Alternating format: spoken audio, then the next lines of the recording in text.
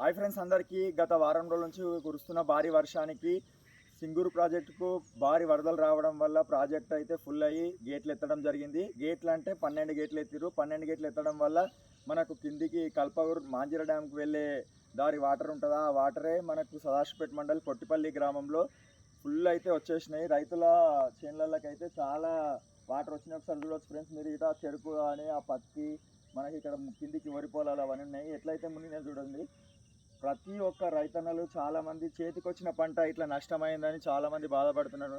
ఒకసారి ఈ వీడియో చూసిన వాళ్ళు కొంచెం గవర్నమెంట్ దృష్టి కన్నా తీసుకుపోయి వాళ్ళకు ఇంతో కొంత అనకుండా కొంచెమన్నా మనకు ఉడత భక్తి లేక ఎంతనన్నా కొంచెమన్నా రైతులకు నష్టపరిహారం కొంచెమన్నా సమకూర్చాలని కోరుకుంటున్నాం.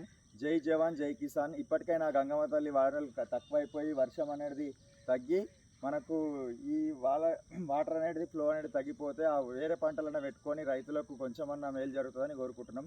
జై జవాన్ జై కిసాన్.